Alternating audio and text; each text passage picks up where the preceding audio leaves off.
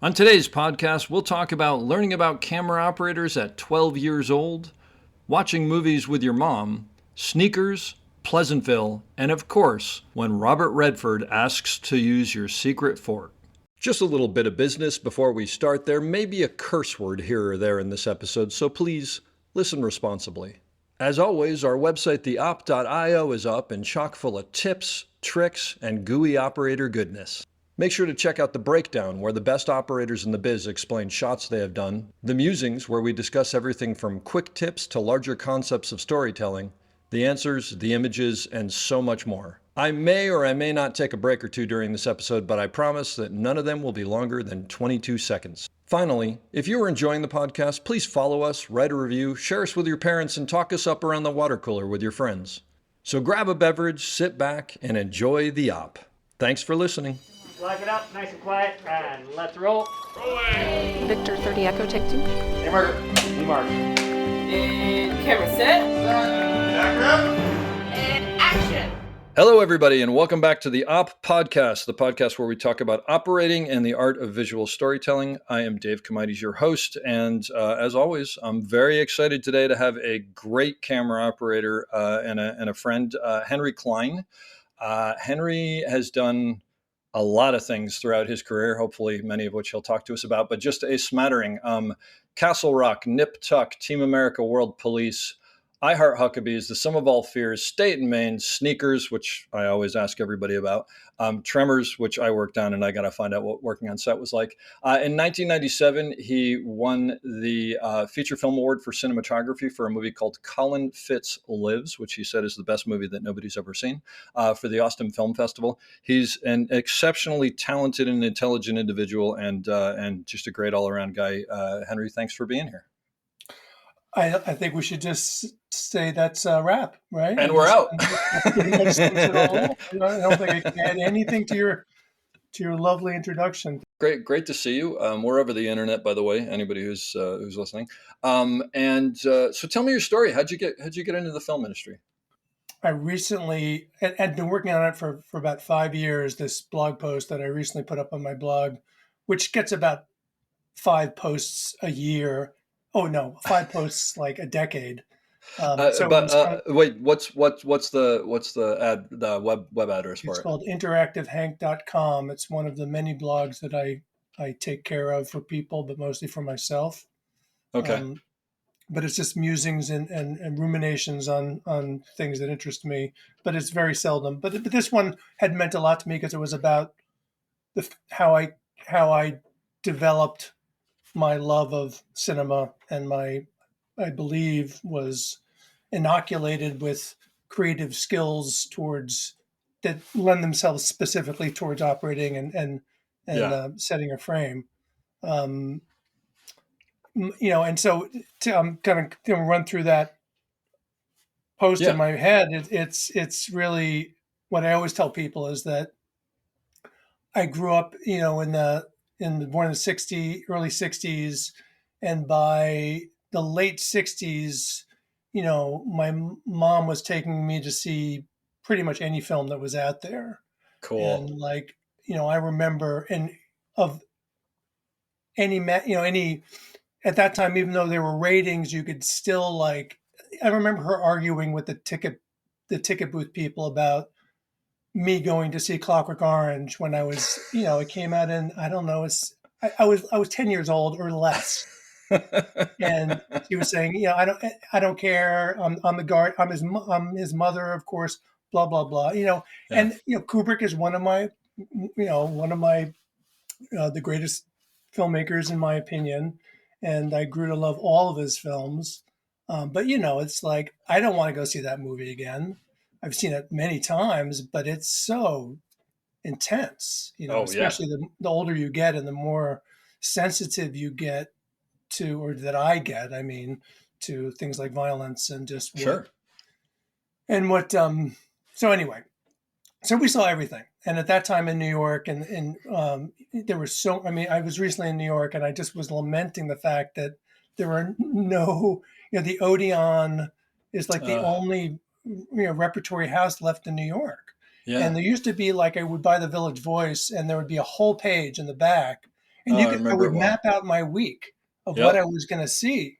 Yeah. It's like, oh, I go see some Buñuel film, and then I'd go see whatever whatever it was. I mean, like and then I remember and then we would go to see midnight shows at the 8th Street Playhouse in the Ah. Village. Yep. And I'll never forget one time, like we were going and we went to, yeah, this probably wasn't all one sitting, but we went to see Greaser's Palace and 200 Motels, which was a Uh, double feature. oh, great. And they got out and there was a midnight screening of a new film called Eraserhead. And it's just like, yeah, why not? Let's go for it. And it was like, and I just read that, in the obituary this morning that that film premiered on a midnight screening. And I don't know if that Oh, was it, wow. So that but might it have was been like, it. But how, it was definitely nobody had, like, it was like the first time it had run. but how cool to see Eraserhead without any preconceived Oh notion my and just gosh. going, "Oh, this is a movie." Like, I mean, what a gift! Because even if you know nothing about the movie, if it's from some person that you love or whatever, you have expectations. Like, how wonderful! And I've actually never seen it again. And I would put it in the category of Clockwork Orange. Of like, I'd be a little bit trepidatious to see it again because it freaking blew my mind. I Yeah. mean, it was so weird. Wow. And anyway, so that went on for a long time, and I developed, and I remember I started buying American Cinematographer when I was probably 11 or 12 years old. And like, people were like, what, even the guy at the newsstand was like, what are you doing? Like, what, and would read the articles, and I developed, a love affair with certain directors. And, so that just kept going. And I remember, and this was one of the things that was in the post, that I'd read an article. Maybe I made it up now, but I remember reading an article that specifically delineated that there was a camera operator whose job it was to mechanically operate the camera, Oh, and wow. they weren't the director of photography, and they weren't in charge of the lighting. And that was like, that's it. That's what I want to do for a living. Was that the first time you really like you Oh, hadn't totally. I thought was about it? I mean, as your kid, you don't think about these things, I right? So was you were like, I "Wow, was someone 11 or does that." 12 years old, and it was, and I've tried to find the article and I can't. I Yeah. thought it was in the New York Times magazine section, but I I thought I'd cut a picture out from it, but the journal that I used to keep that particular one, anyway. But Yeah. I do remember it, and I do remember that that was the case, and I was like, that's what I want to do for a living. How great. Oh, that's so And cool. which was like, and when I tell people that, they kind of say that's amazing, because how few people do you meet that actually Yeah. Yeah. have that feeling. And so my life went on, and I got, I was into photography. My father was an amateur, but good for, a shutterbug. And he bought me a camera when I was probably 14 or so. Yeah. And I have these great pictures of us doing like grayscale tests in Central Park when I was, with him holding up an index card, a three Yeah. by five index card, as if it was the white card, like It's so 20 feet great. away. And I'm Yeah. like, Yeah. this little Yeah, bitty piece yeah. of white. That's so wonderful. Wait, Anyway, but backing up a sec. So yep, so when you read this thing about there being a camera operator, you're what, like 12, 13, something yeah. like that? You're in your Mhm. early teens. And so did you then turn around and go, because it's not like the internet was around. Like, did you then turn around and go, so how do I do this? Like, I mean, did you start going, well, how do I do this? Or did you just go, I don't know what this is, but this is where I want to be, and I'll just keep. It was the latter. I feel like it Yeah, just embedded in my head because yeah, I was was into mechanical things. I was recently reading about somebody is like, my dad took apart everything and then would put it back together as a way to fix it. And nice. I literally, whatever, there's always something in my house that's disassembled. And I loathe buying, and even because if it's broken, I figure, what the heck, I might as well just take it apart and Right. see what's going on. So it just became like in my zeitgeist, that it was like, okay, that felt right to me. And then I just continued on. It wasn't like I had a specific, because I was still too young. I wasn't thinking about what I was going to, do Sure. for a living or anything like that. So, um, and then, I would basically jump to what happened then, is that I took some time off after high school. I really wasn't sure before the idea of a gap year was even in existence, but I wasn't ready to jump into college, and spent some time abroad. Um, and then eventually my sister, who was studying screenwriting at Columbia, Hmm. and the head of the department was a producer named Michael Hausman, who is still around and is an Academy Award winning producer of Milos Forman's films, Hair, um, you know, in, Cool. incredible old school New York producer. Yeah. Everybody loves, and was gearing up to make a movie. And she was like, "Do you want to, come and meet? Because I think he's looking for PAs." And I said, "Oh, yeah, absolutely." So I did that. And you know what?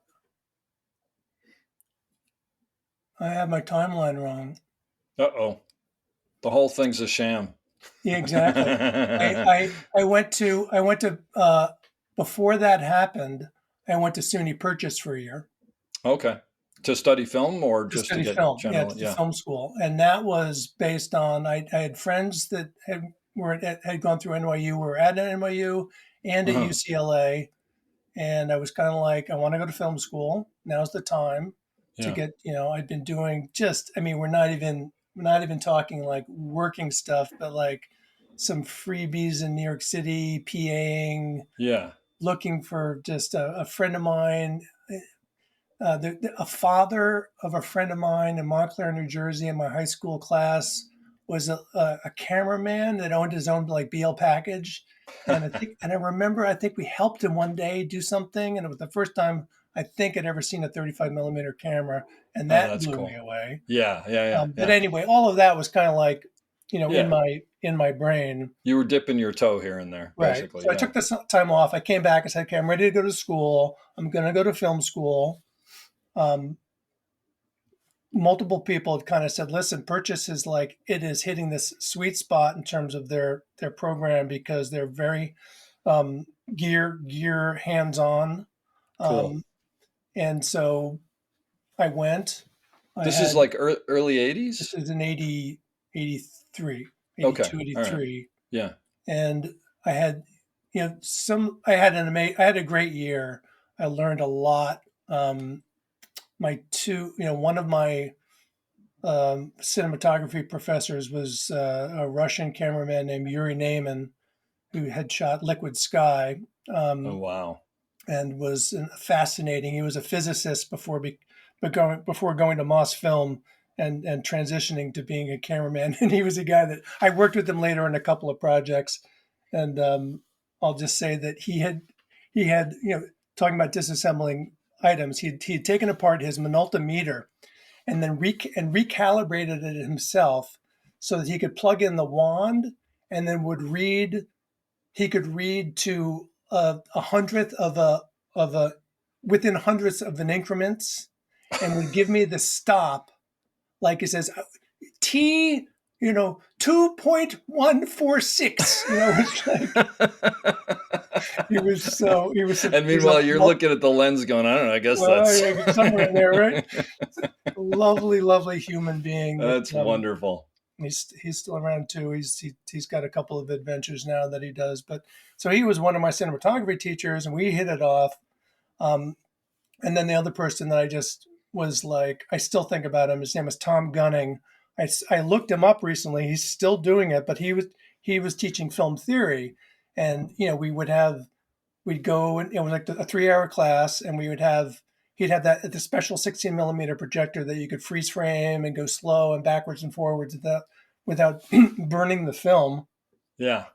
And I just ate it up. Because it was just all about film language and even the stuff of like he wasn't looking at it from like how do you apply this in the real world. It was just more like somebody makes this film, and even if it's unintentional, you know, there's something you can read into it. The seminology Yeah. of the language of what the director and the cinematographer and the art director and the costume designer have put together is making you feel certain things.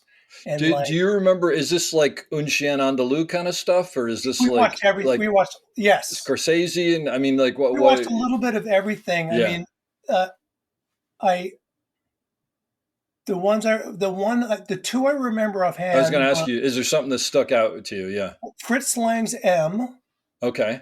which is masterpiece. Yeah, masterpiece. Um, the Sun Also Rise, is it the Sun? The film that won the first Academy Award for cinematography. Oh, Um, the sun also rises, the right? sun also rises. I think you're right. Yeah, Yeah. yeah, yeah. Hey there, podcast listeners. Quick interruption here after the fact. My apologies, but both Henry and I were incorrect. The movie that actually won the first Academy Award for Best Cinematography, which was actually called the Academy Award for Unique and Artistic Picture at the first Academy Awards in 1929, was actually a movie called Sunrise, A Song of Two Humans, otherwise just known as Sunrise, directed by F.W. Murnau and photographed by two cinematographers, Charles Rocher and Carl Struss. Apologies about that, and now back to our podcast. I think I've seen it restored. I've seen that a couple of times, but I'd Yeah. like to see that in like a fully restored version. And then the film that I wrote a paper on, which I think I still have, was a Claude Chabrol film who I got really into after his class. And the name of that I don't remember, but I'll look it up. Uh-huh. Because it wasn't a well-known film of his. That's And great. so I totally dissected it in terms of like, what the colors were meaning and all this stuff, which, people can arguably say is a load of shit in the sense of like it wasn't ever intended, but the way the teacher was presenting it was like, it doesn't matter. It still has, these things have an effect on the viewer. Yeah. That spoke to me about, ultimately the power of what we do for a living in terms of the end result, whatever part that you take in it, it all adds up to this storytelling. Sure. It's amazing how I go back to the stuff I learned in school and how that stuff just circles back. I did an independent study on Akira Kurosawa, which I sort of designed myself because I just didn't like what they were offering. And I don't remember who the professor was, but I had some advisor. And it was just amazing because I just go and watch these Akira Kurosawa movies. And I remember him saying, I'm assuming you're a Star Wars fan. And I said, yeah. And he said, go watch The Hidden Fortress and then talk to me. And I was like, oh my God. It's so funny. For my birthday 3 days ago, I watched Yojimbo. Oh God, Yojimbo's fantastic. Yeah. I did And opening shot of that movie is just anyway. Well, and like you look at Akira Kurosawa's actually have some things on the website on the op where it's like just about his blocking, and his blocking was the way he knew where to put the camera was just absolutely incredible. Yeah. It's like nothing else. Yeah, that's amazing. But that's great, and it's so. Do you find that as a camera operator, sometimes you'll like be setting something up and you'll sort of harken back to those things that you learned back then? Like, does it inform you at all? I mean, it informs me because they made indelible impressions in my my soul, and my creative soul is the way I look at it. I don't, I feel that when I work, it's all very. I tend to just completely rely on my not the spontaneity or just in what feels right. Mm-hmm. And sometimes things will remind me of something, but more often than not, I just kind of have this feeling that it's all in there somewhere. Yeah. And I'm drawing from it, even if kind of invisibly. Yeah. I'll set something up every once in a while and I'll go, this reminds me of something. And I'm thinking it back through like, is this Rashomon or is this something other? And then I realize it's actually like, Chucky 3 in 3D or something like that. Exactly, sure. Just get completely disgusted with myself. But that's great. I mean, it's so cool to have. I mean, clearly, like you had an early love for this, so it all just sort of seeps in, right? And, yes. Over time. So did you go to SUNY Purchase and like the full 4-year kind of degree thing? I went for 1 year, and that's where my story got disjointed because I went for 1 year, and then in the before the next semester, my sister, who was I see. Yeah. was at Columbia, screenwriting program headed up by Michael Hausman said, "Hey, Michael's gearing up for this movie. Do you want to meet with him? Because he's looking for PAs." And I said, "Yeah." And I met with him, and he said, "I'm going to give you a job." And so I said, "I can go back to school, or I can work on a like a Hollywood movie." And I Yeah. said that was a no-brainer for me. So that ended my career at school. And I reflect upon it a lot. It was a great year, and I met a lot of great people, and I'm still in touch with a couple of them. Um, so it was all good news. My only And regrets, what movie was that you ended up working on? it's called Desert Bloom, and Okay. it was the first film made by Sundance. Um, Ah, it was something that the Sundance had been um, working as a workshop at Bob Redford's place in Utah, and it was called Sundance. But it was just a workshop that was kind of like this. Everybody wanted to be involved with that workshop. It was a time when it would drew on a pretty hefty crowd from Hollywood, writers and directors, and but it hadn't branched out into like what it is maybe now. they would put together scenes and videotape them. Yeah. But but Eugene Core, who was the director of the film, and I think some other, anyway, however it all came together, and Redford liked this project, and so Michael was totally in that world. He knew those people very well, and the package was put together, and it was the still the days when you just made films on location. Yeah. So, and Michael is one of his incredible abilities is that he just knows how to save money on location because he knows where you can like draw on local things that will save you money. But other things they would do, is one of the reasons he hired me. He just finished a film, I think he just called 1918 in I think Louisiana and or Georgia, and he had hired a PA to be the period car person, and then made a deal with the Teamsters to allow it to happen, which they did reluctantly, but he made the deal, and that's the kind of Yeah. guy he was. Yeah. So Yeah. Yeah. that's the job I got. I was the period car coordinator on this Wow. 1952 set in the deserts in Arizona in a small town. And I had 6 weeks of prep, and I went to Tucson, Arizona, and I went to car shows and put ads in magazines and amassed, a whole inventory of people, quirky, weird old people with Yeah. absolutely gorgeous, pristine vintage cars. And we bought a few junkers and painted them in Earl Scheib, which was there Earl was an Earl Scheib. Scheib in South Tucson. I'll paint any car for 99.99 or whatever it Exactly. And was. I had those, and I had a keychain with a bunch of keys on it. And I was a set PA, but whenever cars were involved, that was my deal. That's why. Wait, just out of curiosity, did you grow up in New York City or did you grow Yeah, up New outside? York and New Jersey. Yeah. So he couldn't find someone better than a kid who grew up in New York City to deal with the cars because it's not like you're driving all the The time, way he right? looked at it was like, you're smart, you're Yeah, you'll young, figure it out. you're ready to go. How great. I'll give you the job. And it was like, I would operate e-fans, I would do lockups, I Yeah. would, yada yada yada. So, Yeah. but in the course of the film, which was still one of the best jobs I've ever had because it was just fun. Michael knew that I wanted to be in camera, and the camera department. It was Ray Villalobos was the cinematographer, Oh, and wow. Yeah. James Bagdonis was the first, and Tom Uh, Knoll was the second. uh-huh. And And Michael, was Ray operating? Steve Bridge. Steve Steve Bridge was the Bridge. operator. Okay. Yeah. And Michael let them know that I was interested in being in the department, and Tom Knoll, I would be indebted, forever.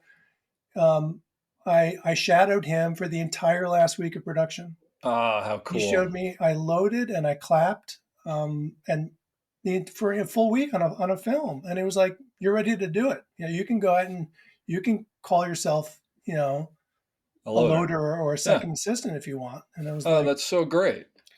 so it was an amazing, it was wonderful, and it was very meant a lot to me. And then Michael, and again, because this was the time when films were being made on location, I basically stayed with Michael. It feels like for 5 years, just moving from location to location. I didn't really have a permanent home. I kind of, had stuff. Always as a PA and or a No, I went specific straight PA? into the camera department. I mean, He I mean, pulled you into. That's yeah, great. the next one we did was called The Spruce Goose. It was a Okay. film by its Polish director named Lech Majewski, and the cinematographer was also Polish. And boy, why am I blanking on his name? He moved back to Poland about 6 or 7 years ago, but he had a run in Hollywood. Mhm. Jerzy Zielinski. Oh, wow. That's So yeah. and this was a $1 million movie shot in Pittsburgh, and there wasn't Jerzy wasn't convinced about hiring. I think Jerzy was a little bit like, no, I'm not sure about bringing somebody like this. Yeah. He brought a first over from Poland that I remember showed up, and all he had, his entire set bag was in a paper bag. He had this little like a kind of dirty, oily wax paper bag that had his tape measure and like a stipple pencil in it, and Wow. it was like, and That's he an was old school focus it was puller just right there. it was him, and then he hired George Moradian. Oh, George was on that. I'm trying to remember what George did. I think George operated, okay. I worked with George as a DP years ago, but yeah. and I was a grip. But very soon, again, I befriended Jerzy really quickly, Yeah. and I think I'm a little muddy here. I think that I wound up doing half the job in the camera department, or at Yeah. least the end of it, because that's the truth. But I Yeah. remember At some I, point, they folded you in. yeah, That's great. it was a non. I don't know if it was. Not It sure. must have been non-union, right? I actually don't know. Or they were on location and just sort of. I'm not sure. It was a very, because like I said, it was $1 million movie. All right. I don't want to talk about it more. I don't want to get you in trouble after all these years. Exactly. They're going to come after you. And But so that hooked me up with Jerzy, and then I did wind up doing a couple more jobs with Jerzy, and George Meridian and I were Jerzy, anyway, and that just kept going, and then we got hooked. George and I did a couple of jobs with again with Michael Hausman with David Mamet's first films, oh, wow. and with a new cameraman Juan Anchia, and I became close with Juan, and so I stayed with him for several projects, and that it was kind of like that just kept going, and that took me all through my seconding, and by the time I finished with Juan, I was just kind of starting to transition to be a first, or wanting to be a first, Mm-hmm. and a good friend of mine, Ellen Freund, who's a set decorator. She said, "I really want you to meet this cameraman.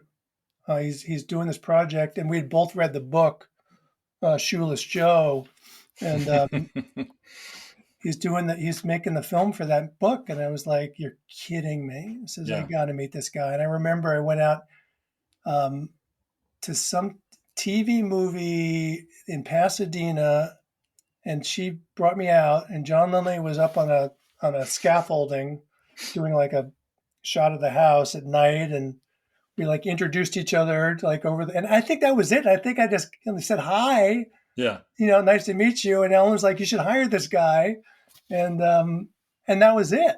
And then he didn't, as you know from previous podcasts, Doc Harmon did that job, and it was not time for me. Yeah. But shortly thereafter, Sneakers came along, and then and Doc was moving up, and I know John. It wasn't like I must have done something with him before, because he's not the kind of guy that just hired me to do that job, having not worked with me. Yeah. But it was so maybe you did a commercial or something like that or whatever. Yeah, Yeah. had to have been. But that's how I got him with John. Yeah. and So that the first was thing you did with John was sneakers, yes, I believe so, or you think, yeah, as a focus puller. as a focus puller. As a Yeah. focus puller. So for anybody listening, this is the point where you can skip ahead because I'm going to talk about how amazing sneakers is, which is probably the fifth or sixth time I've talked about. It's just the best. I'm so jazzed when I meet people who work on that movie because it's such a fantastic film. Was that a great experience working on that? It was a totally great experience. But it's so funny listening to the both John's and Doc's podcast Recollections of it. recollections Yeah. because as an assistant, I don't remember any of the stuff they talked about in the sense of like it always I don't think about it. It wasn't on my radar. Um, Yeah. what I remember was being just feeling like this was such a special place to be working with that cast and having that opportunity was felt special and also just because Phil Alden Robinson has I've done 3 films with Phil and he's one of the greatest directors I've ever worked with He's and phenomenal. What other movies did you do with him? I did Some of All Fears and we did a HBO a TV movie thing called hmm, oh boy Freedom Song Oh, okay. I with Danny vaguely Glover. remember. It I was don't know a that I ever really, saw really that. great Yeah. project. It was, it was about the student Uh-huh. nonviolent coordinating committee (SNCC) Yeah. and the the Freedom Riders, and it was really cool. It was actually really. He's such a smart director. It's He's really such a smart director. unbelievable. I love him, and wish and hope and pray that there might still be a project Another one out one there. day I out know. there. Yeah. Yeah. Because But let me ask you a question about you jumping up to firsting. I mean, it's really the first feature you're firsting on, and it's. I mean, even though, I mean, it's you like you said, you look at that cast, and it's Ben Kingsley and Robert Redford. I mean, these are movie stars, right? So, how do you approach? Because I'm asking for people who are moving up now. Like, how do you approach getting thrown into a situation where you're like, these are the people I grew up watching? I mean, do you treat them like everybody else? Are you afraid to talk to them? Are you afraid to ask them for help? I mean, how do you? What's the mental game? what comes up for me right now is when I hear you ask that question is that I feel like there is so much kind of import put on that creates like a division between below the line and above the line, or between camera and the first team Yep. now Yeah. that didn't exist then. Yeah. So it was. No, That's what I was wondering because like I vaguely remember that as well, but I also wasn't working at that time with people on that level. I mean, I that's mean, like out of the stratosphere kind of yeah, people. I don't think I mean, everybody. I mean, working with Redford, it was everybody knows the stories about it. Basically, the struggle was just getting him to the set. He was I've heard this. he was in editor. He was cutting a river runs through it on the same Yeah, lot, and like yeah. he would go to the bungalow, and that's it. Like he But would, but that said, at least that's a situation where you can go. It's not like he doesn't want to come because he's at the pool. right, exactly, Yeah, and also like that, But on set, I don't, everybody was approachable and friendly, that's great. and like I said, there was just but I think it's funny how that is changed a lot now. Like I feel like it's not. So I think it's more difficult because as many people have spoken about, the camera operator. What we remember is that it used to be the first assistant would be sitting next to the camera operator. The second assistant would probably be in the room. So there's like 3 or 4 people that at the moment of taking a shot, assuming you're in a relatively small space in a room in a home or something like that. There's only so many people that need to be in the room, Yeah, and but there was more than one, and now there's just one, and that's me. yeah. It's like you're just alone in a room often, No, you're talking present day. Yeah, yeah. present It's you day, and it's you and the dolly grip behind you, assuming they're on the dolly or whatever. and And yet there's the need for. I mean, I think it came up in the previous podcast. You were talking about. I'm going to jump back and just like there was a story that I used to be a roommate with Joel Schrack, who's a boom operator. He's now a sound mixer, mhm. um, and he was working on the film. Like it was a thing with Antonio Banderas, and it was oh, Antonio. Antonio Banderas, Yeah. and he it was one of the first films that they had video taps on, where they were Okay. using monitors and the director was in a different room, Yeah. and the actors were like, "What the fuck's going on?" Because it was like, I Yeah. the director was often sitting on an Apple box. And like I said, so if the first assistant was on one side, the director would be on the other side sitting in an Apple box, Right right, next to the camera, right? his Just head next to the map box, yeah. or behind it, or in a chair, but close by, making eye contact, so that in between takes, there was some way for the actor to communicate without even saying anything about it. How am I doing? What's going on? What do you Yeah. need? Yeah. And I feel like that's all just kind of non-existent, or it No. falls on me.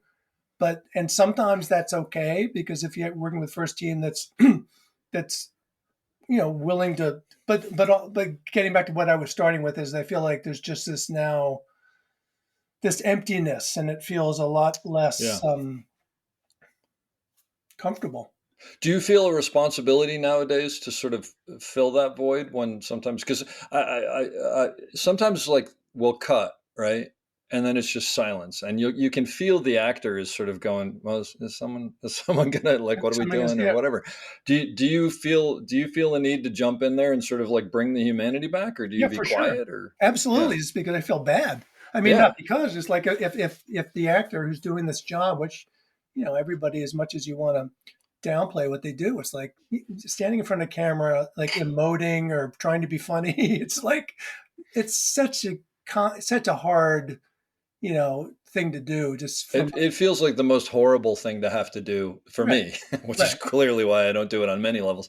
right, But yeah, and to not have that feedback, I yeah, always feel like they're on an island going, is anybody listening to me? exactly. But So let me. So since we're bringing it up, what do you do? What do you do? Because I'm sure this has happened where they finish and there's quiet, and then they look at you and go, "Hey, how was that for you? Did that work for you? Was that good? Did that work?" And they're looking for your feedback on their performance, I which is a usually, trick. my gut impulse is always to be positive and supportive. You know, Yeah, um, if there's something that really, I mean, I unless I knew them personally, I probably would never say anything that would be you know considered about their performance. You know what I yeah, mean? I just feel like that's not in my tool chest. If I want to kind of break the ice or just continue the conversation, I might, if there was something that technically that happened, like if they were doing something that was kind of disruptive to the frame, or there's an object in the frame that I wanted to move, and then kind of, do you mind if I move these pencils over? Something that might break the ice a little bit and enable the conversation to continue if they wanted it to. yeah. Because I No, still that's feel good. like that Yeah. we all get together and you put together this world and you light this world and you set up the camera for this world. But at that moment, it's really about them. And the Yep. actor they need to be as comfortable, and they need whatever they need, as hard as it can be. If somebody's working a methodology that maybe isn't very popular, Yeah. or they're just not nice, you still say, this is the nature of our business. It's nothing new. It's been going on. There's a hundred and some odd years of stories of horrific things happening on movie sets, and but your choice is to be there and support it as best you can. No, I like that because there's that thing of I always struggle with as a human being. I want to go, oh, I really like that, or I was, or maybe it didn't, or whatever. But I also don't want to get into that headspace where then the director comes in and they're like, well, it worked, So I do like the idea of sort of, I don't know if deflecting is the right word, but giving them something, like you said, like it was great, it really worked for me, and I'm not sure, but the pencils here, I noticed that you knock those. Would it be a problem for me to move them or whatever it is? But Right. I Yeah. like that idea. You may have heard, or maybe you didn't. This kind of changed things for me actually. Um, I interviewed Tommy Shalami, who's a great director that I've worked with, and I asked him about working with tough actors, which happens. But by the way, just for any actors listening, there are tough boom operators and tough camera operators and tough DPs. I mean, people are people. But he said something really interesting to me. He said, whenever I have an actor who's really tough and speaking out and being obnoxious or whatever, he said that's someone who's extremely frightened of what they have to do. And they may be that may be their whole life. Maybe they're always that way. But he said, so I look at them through that lens, and I thought that's a really interesting. It's a really and it sort of changed the way that I view those things. Is like, oh, you're not a horrible person. You're just like you're lashing out because you're completely uncomfortable. Because I mean, I would be. Yeah. That's for sure. Yeah. So I view it as more now like, what can I do to make, if there's anything, and then the least I can do is go, well, I'm not going to take this personally. This isn't about me. This is about you. And I hope, we find a way to make it work. But have you worked with actors that have just been, and you don't have to name names, but that just, you get on and by day 2, you're like, okay, this is going to be a very tough situation that we're in. And it's probably not going to get better. I feel like I mean, not really. In the sense of I just feel like I'm so used to seeing such a um, such a display of insanity. It's like and for better or for worse, whether it's kind of fun, quirky insanity, or whether it's like um, just arrogance, Yeah. Uh-huh. or self-righteousness, things that wouldn't necessarily, like, I don't want to have dinner with the person. Yeah. Yeah. But boy, they're kind of killing it in this role. So, and I'm kind of cool that I get to photograph it. You know what I mean? Exactly. Yeah. Yeah. I feel like that's where you got to go, because it's so easy. I feel in this business, I feel like I still see it all the time, which is just like, just to, bemoan the difficulties of what we do. And it's been the same, for my entire career. It's not, Yeah. I think it's atrophied, and it's changed a lot. The marketplace has changed dramatically, and I feel like it's harder to find a truly creative environment these days to work in. But those are actually kind of almost nuances, in the sense of we're still doing the same thing, making product. Yeah. And you can either choose to be in a positive attitude about it or not. Now, and it's not like I've gone to that place, and I think more so as an assistant, where focus pulling is so hard, and it's like everybody, the unsung hero. It's like nobody wants to hear about it if it's sharp. It's like, oh, everybody wants to talk about it if you're having a problem. Whatever it is. And it used to be the whole thing about you didn't know till the next day, and dailies, and all of a sudden showing up to work the next day, and having the DP like kind of like give you the finger and say, come over, I need to talk to you. It's like you knew what was going on. You just didn't know whether you were going to lose your job or not. It's like, and chances are you probably, if you're good, you probably knew it was coming anyway, because you were worried about something. Exactly. And it's like, the times, oh my gosh, it makes my heart skip a beat to think about the times that things happen, Yeah. Yeah. rollouts on huge stunts that could have been. It's so funny. I'd kind of forgotten about rollouts. Like, like who would say what? I won't even say, but there's one actually specific rollout that just to this day, and it wasn't my fault. I was the operator, but it's just like there's an actor who's just hitting it, and then you hear shoo, shoo, shoo, shoo, and you just want to die. And it's just, and you're so embarrassed. Oh, that was the worst. Now, to me, the worst thing is I have this conversation every job I've been on, for more than a couple of days, that the camera not getting turned on, and people like say, "Oh, come on, what are you talking about?" I said, "No, I'm talking about on every single job, more than a day or two that I've done in the digital world, we have had at least one take where the camera doesn't get turned on."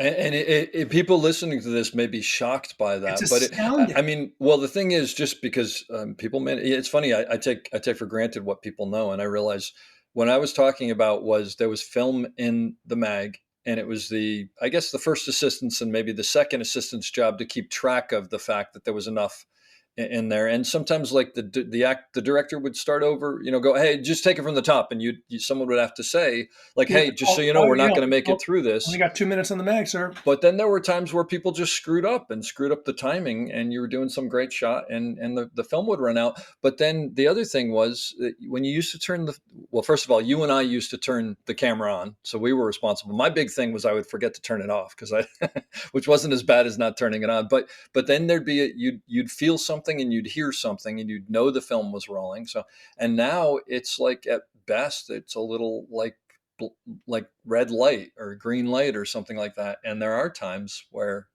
afterwards it's like, wait a minute, did we roll on that? Like, I thought and you and I aren't rolling anymore. Someone else is rolling. So, it seems so simplistic, but it's actually good for me to hear that it happens to you too. Like, cause I think it happens to everybody. It definitely happens to everybody. Because the thing is, when you're getting ready to roll, you're like going, okay, what's my checklist? And that light is out. I got to watch for that boom. And you're not looking for that teeny little light, even though that's the most important thing at that point. It's weird. Yep. It's very strange. Yep. I'm glad you brought that up, actually. But going back to sneakers, I have to ask you one question. So you were sitting next to the camera. You're connected to the camera, and Doc's got his eye in the eyepiece. Were there times with that cast where you're watching it and you just like you have to pinch yourself because you're getting to watch these unbelievable performers just chew up a scene? I mean, I think so. I mean, I think that again, maybe more so in retrospect, in the sense of like, because pulling focus is extraordinarily focused. Sure. And working with John, it was like, I remember we were doing like a day exterior where maybe focus pulling wasn't that big of a deal, but we were, in the course of the shot, we were running basically the full gamut of the Panavision 4:1 zoom lens. I was pulling the stop. Okay. And rotating a graduated filter in the matte box. That sounds like a John Lindley shot right there. Yeah. And it was like, and he's probably, riding the dolly with like a flag and like, it's kind of like chaos behind camera, but Yeah. So maybe it's easier to get lost in the scene as an operator and something like that than it is. But I mean, like the moments when everybody, there's a great pullback where they transition from day to night, and I know what you're talking about. Yeah. We had to build a rig for Sidney. At the end of the shot, it just reveals Sidney Poitier in profile, and the gun comes up in the frame. Yep. And it was one of those things where he had to be where the camera was, so they built they put him on a dolly sideways and rolled him in and really quickly, like, and it was like, and it's seamless. I know the shot you're talking about. It's great. It's just so great. The coolest thing we've ever done. I'm gonna do my PSA that I always do when we talk about sneakers. There are people who are listening to this who have not seen Sneakers because it is not as big of a movie as it should be. Go watch Sneakers. It's so good. It's a very fun movie, and I realized, it's age appropriate. I can show it's like we're always looking for films that we can see together as a family. And sure. Yeah. No, there's nothing, there's no problems with it. And also, as I always say when we talk about it, I think the single best ending to a movie ever, the tag on that movie, the last little thing with the news clip is just so unbelievably perfect. It's great. I think, the one thing I was going to say about Sneakers, which would be totally different from like what John and Doc would say, is that what I remember, one of the things that was so hilarious was when shortly moving into the stage at Universal, it was the stage that they'd done the Phantom of the Opera on. Oh, and when they like the original back in the day. Yeah. And it's got a placard on it. And it's like, when they redid the stage, there's a whole history to this particular stage. They left some of the original set pieces because they were kind of built into the walls. Oh, wow. Like they were like permanent. And shortly, they'd been building, the Sneakers Lair was on this stage. It was this huge, looks like loft apartment in San Francisco. So they'd been building and pre-rigging this thing forever. And the grips had discovered, the rigging grips had discovered that there was like the secret rooms you could get into. Yeah. And they were like hidden away. And,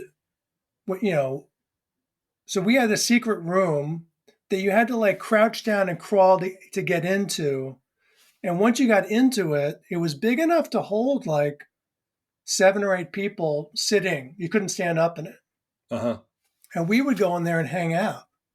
And like at one point, I built like I took a bust of Elvis Presley. We had a bust that was on, and we put it on a rock. There was a shelf that went around the room, and we put it up on the shelf so that Elvis was always greeting you when you crawled in. But then we went one step further, and we did monofilament from the bust around the perimeter so that somebody could be sitting, if they were alone in the room, they could be sitting at the entranceway.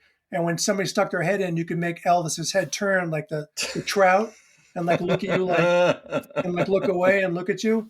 This is a classic example of the stupid crap that we all do when we have time on our hands. So here's the secret room, and we would go in there and Yeah. do God knows what. So Ricky Jay, who I'd become good friends with on all the Mammoth work, had a company to teach, sleight of hand things and magical things for theater and film. And he had gotten a lot of notoriety because he'd done the Angels in America had on Broadway had this something that nobody understood how they did it, and he was designed the apparatus for that piece. So he had a company actually for doing this. Robert Redford needed to do a trick, a card trick or a sleight of hand trick. I can't remember even what it is, but it's in the film.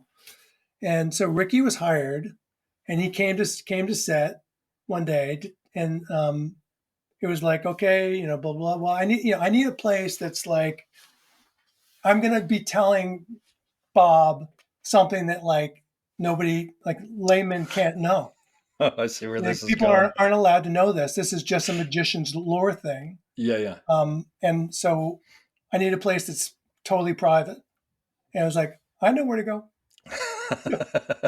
I gotta go clear it out first, but I'll be back in a minute. Ricky Jay and Bob Redford crawled into the little secret place. And I love it. I went in there and hoping that and Ricky was like, sorry, Henry. Yeah. As much as I appreciate you, you're going to have to leave. And that's great. Oh, what a great story. That's really great. But that's the kind of stuff I remember from Sneakers. That makes perfect sense. What a great thing. So before we move on to operating, because I want to hear you transfer, you worked on Tremors as a first assistant. Mm-hmm. So that was the first thing I ever worked on. I worked for Forward Productions, and we did all the visual effects, the miniature visual effects of the graboids and whatever. Are you enjoying the fact that you worked on something that was just a fun B movie that's become like this cult classic of epic purport? I mean, like that movie has taken on a life of its own. It's absolutely. I wound up following the Facebook Tremors, group, and it's like it's a every rabid group of people. I mean, I get contacted about coming to speak, and I'm like, I was a PA on the visual effects. Yeah, I mean, they're rabid. It's amazing. It was a great movie. It's actually a lot of fun. It's a lot of fun, and that was actually very good. It was a very positive experience. We made the whole thing except for a couple of days in Lone Pine. Yep. And I remember. And speaking of visual effects, because it was like back, I remember some of those plate shots we had to do back in those days where you had to we had to build a scaffolding and like triangulate, with like, built, things that were like, pounded into the ground to stabilize, the stabilize the camera just for a lock off. Yeah. Well, and I remember the information would come into us, and it was like we had these compasses and this and that to make sure the camera was exact. We had this old Mitchell that I would help load and whatever, because I was the PA who did everything, and that it was matching the thing. And I remember thinking like, why is this so like I didn't understand how specific it was because I didn't know anything. But it's a cool thing to be a part of. Actually, again, anybody listening, if you haven't seen Tremors, check it out.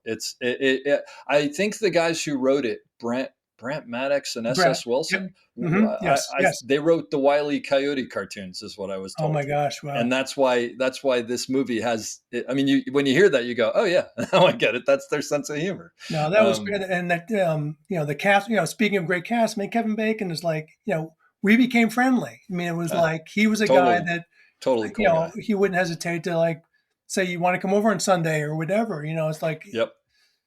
Which makes those environments even, takes it to the next level where you just feel like there is no differentiation between any of us. We're all here making this movie.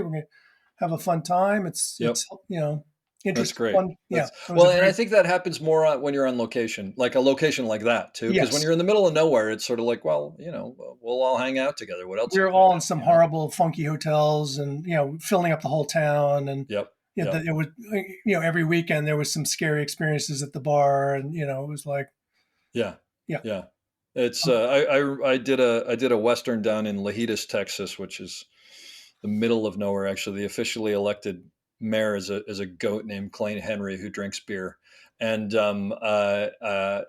was the same thing. And I remember David Carradine was in it, and he had this instead of staying with the crew, he had this like Gulfstream. What is the silver? yeah, Is it Gulfstream? Is that Gulfstream, what it is?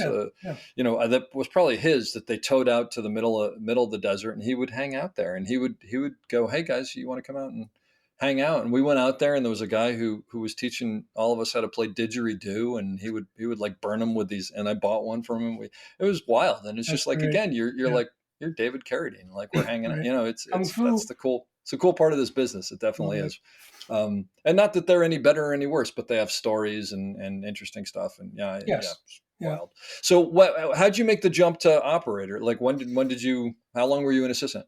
Well, interestingly enough, I mean, the cameraman I was working with was somebody that was pretty much outspokenly like not somebody that really liked to move people up very often, and believed he like thought of you in the category that you best service the project.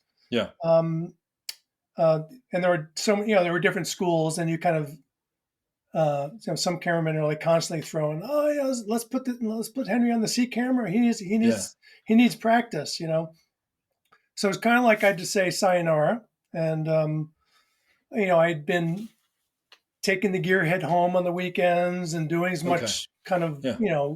technical.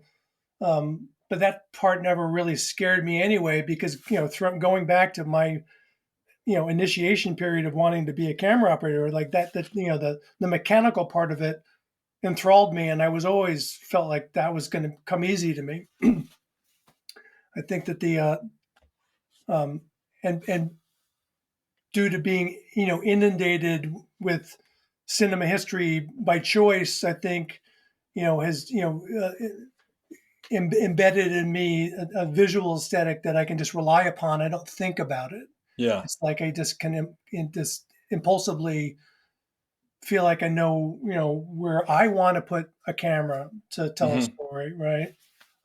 The thing I think that's the most difficult is the one that you've touched upon, which is that um, communicating with the actors, communicating with your dolly grip, Yep. communicating to the cameraman, communicating to the director in a way that that's gets the job done. Well, Isn't and it's interesting you bring it up like that because there is that thing of like you need to communicate, but you don't want to over communicate, and you also don't want to under communicate. Yeah, I find And as time goes on, my sentences get shorter and shorter. I yep, mean, sometimes if I go off on my own, I'll be like, Henry, just reel it in, dude. Yes or shut no, up. right? But and I don't know if you found this when you first moved up, but I think there was everything was a large story, like everything, because you didn't want to leave anything out, and you wanted to make sure and whatever, and nobody has time for that. Everybody just Right. wants Yeah, succinct got to move on to information. the next setup, right? And then I Six think pages like to shoot today. Let's cut the conversation. Okay. cut to the chase. And there's also that thing of there's all that stuff that they just don't want to hear about. They just want you to fix. Right. And Right. it's learning what to fix and what to bring up and what not to fix. Right. So what was So the show that you moved up on? so anyway, so what happened is I had some slow times. Probably I don't remember. I had some cameramen that I think I'd met a little bit, and so I was maybe doing a little, very little bit of extra cameras in Los Angeles, Hmm. TV shows and things like that. And then um, a cinematographer named Amy Vincent, Sure. who went to AFI Yeah. and did very well there, had been my assistant on multiple projects. She'd been the second assistant on many projects, and had remained close.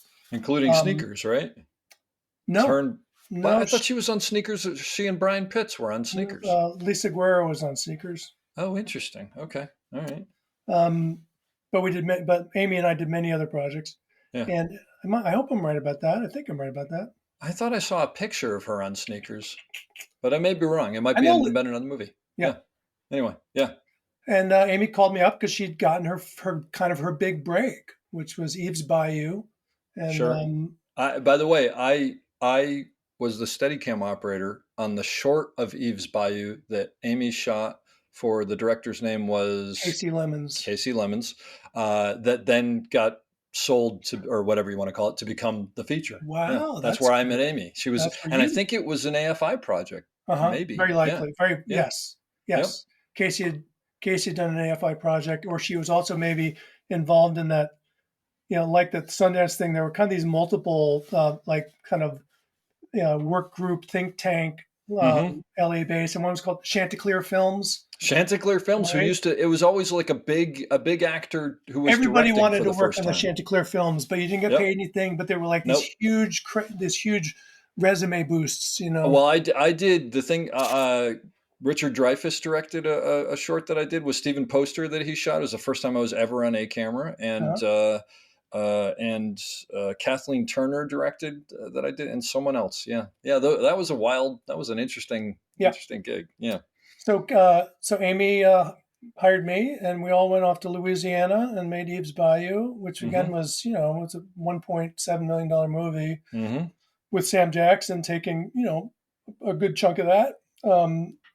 And it was amazing experience because the was just most loving, spirited, kind, So thoughtful great. director, and Amy was bursting with creativity, and it was very difficult because we were really pushing hard to make it special. But and I it was the same for me. I mean, I felt like it felt so amazing to be in this position and supported to make it as beautiful pictures as we could and still convey the story the way it wanted to be conveyed. I think they recently did a restoration on it, which now it Yep. has an anniversary. Yeah. It's a She pretty was good, actually, pretty good looking last I talked movie. to Amy, she was just, I think she was overseeing that or something. Yeah. Yeah. Right. Yeah. Yeah.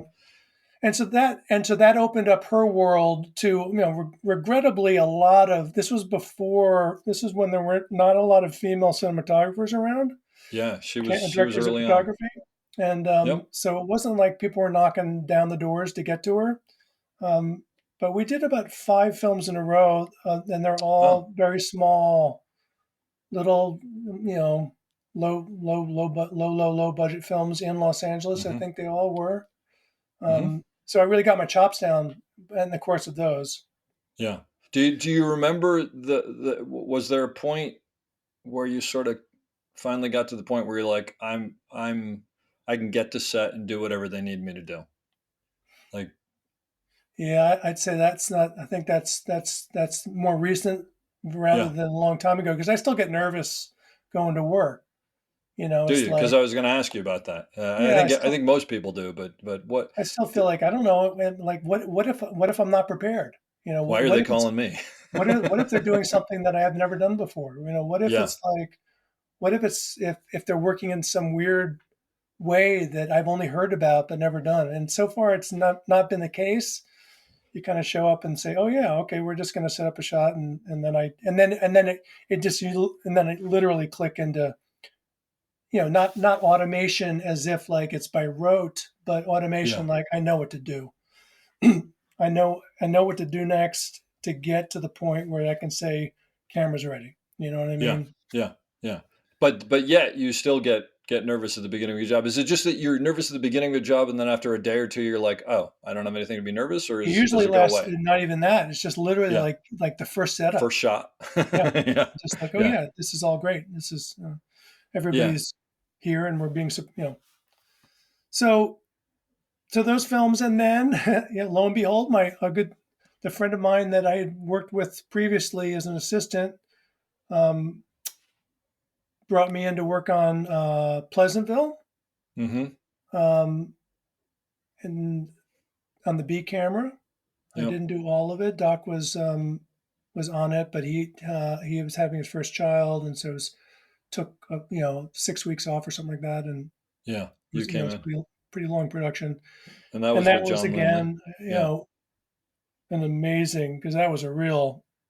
I mean, John should have won an Academy Award for that project. It's just an incredibly beautiful film, I don't and it was disagree.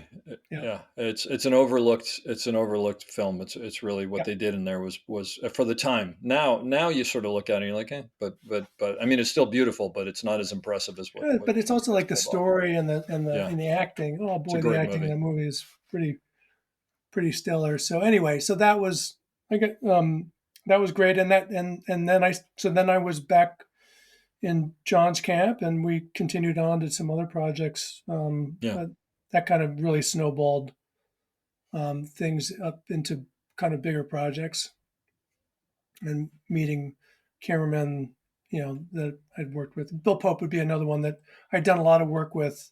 I hadn't mentioned him before, but we did a lot of work on videos and commercials, and then wound up working with him a bunch in yeah.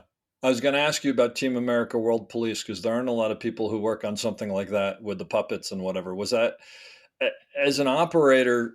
I mean, is it a different vocabulary than you're used to because of the puppets, or everything was is it different about Team America, and it's to this day it's the hardest job I ever did, for really? many How so? for many reasons, many very disparate reasons. Yeah. Um, the most basic one was that we they hired Trey, Matt and Trey had, like, they wanted to just do the job like as an animated feature. Like they didn't care. They don't care anything about the visuals, right? All It's they just want the to do is tell, story and the they comedy. just want to tell the Yeah. jokes, right? Yeah. And they don't Yeah. want Yeah. to wait, right? And they met with Bill, and Bill instantly was saying, like, talking like, what if we go widescreen? What if we and they were like, really? We could do that with this, it's like, Yeah. Yeah. and so it blossomed into what it became, which was like to treat it like this epic, Yeah. action adventure with puppets. Which, in the long run, by the way, is a great idea because that's part of why it works so well. I Absolutely, think. Yeah. absolutely. I It mean, was I was dead a on. huge fan of Jerry Anderson and Thunderbirds, and Fireball XL5 was my personal favorite. Uh huh. But to me, that was like, this is so Yeah. freaking awesome. Yeah. Yeah. Yeah. But so we would come in and just figure, the whole film was made on some warehouses in Culver City, and Uh-huh. they'd built like 7 or 8. All the sets were built in like one warehouse because they all were Yeah. Sure. small-ish, right? Yeah. But they had 7 or 8 or 10 sets in one place. At one point, we had 5 Technicranes on that stage.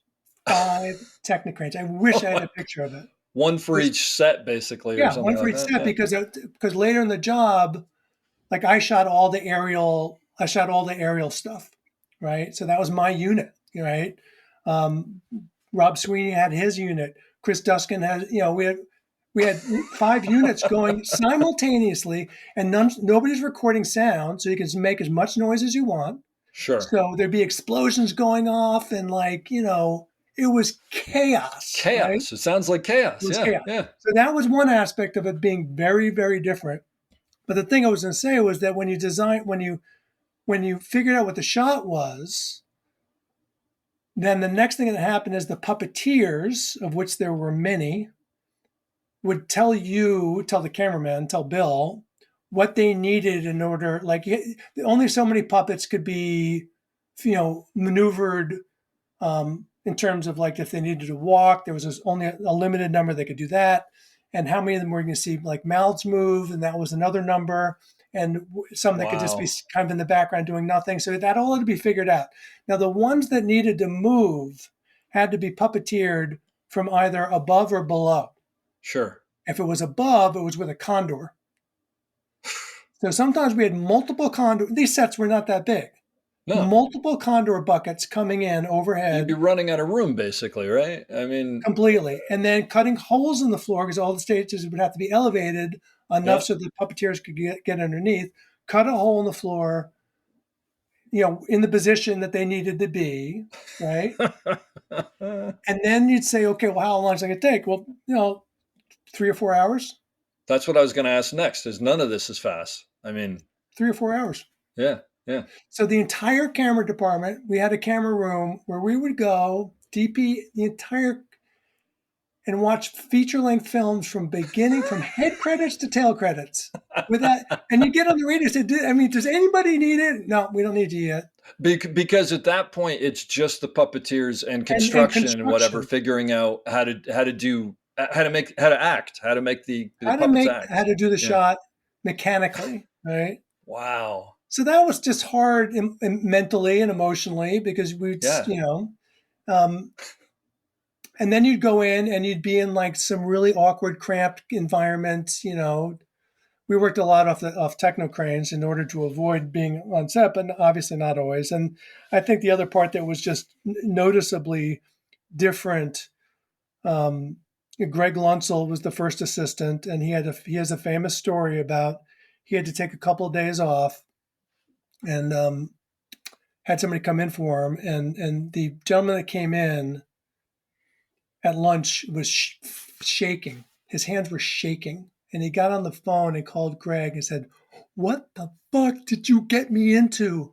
Oh, and it God. was like, the reality was that a 19-inch tall puppet at 50 mils at minimum focus had a depth of field of about nothing. That Yeah.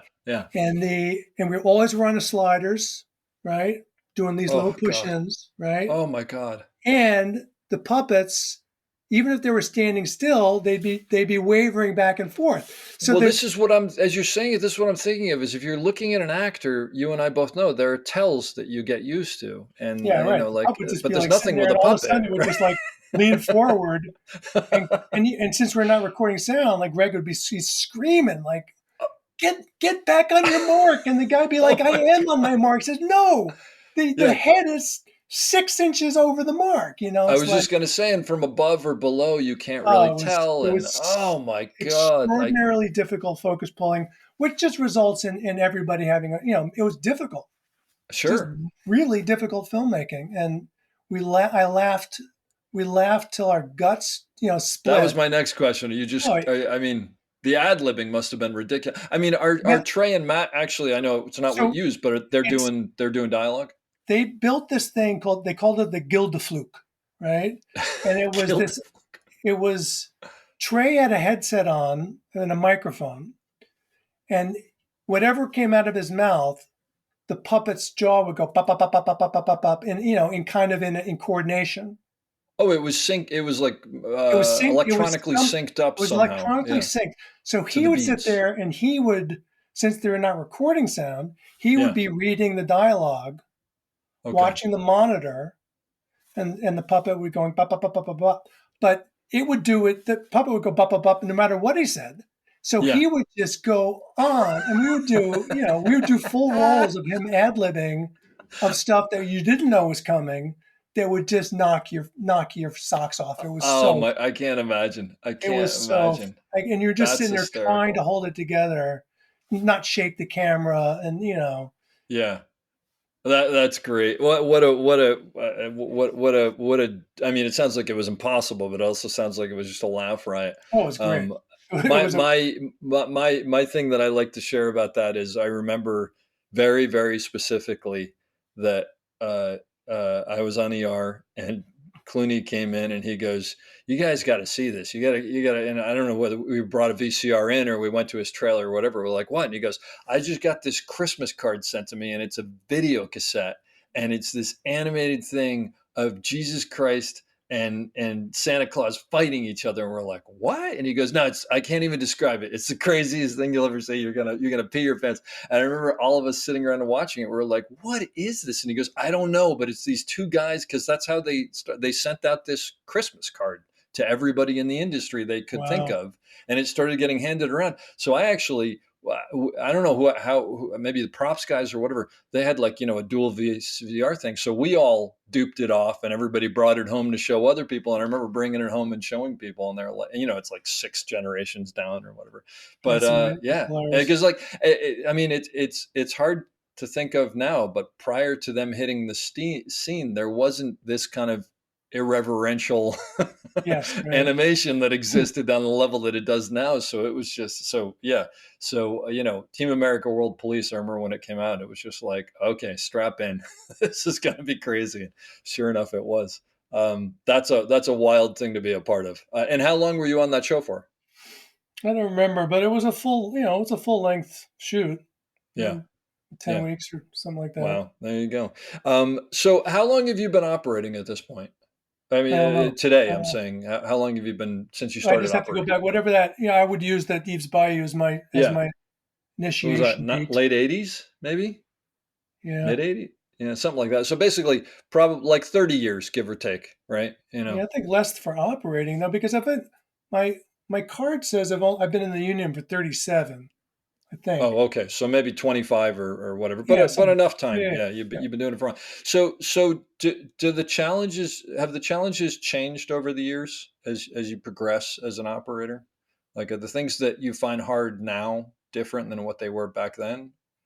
I mean, part of it's just the trajectory of my career in the sense of like maybe I haven't been lucky enough to work with on the projects that care and want to take the time, Yeah. um, so that it's just about getting the work done, and it Hmm. feels more more like the factory.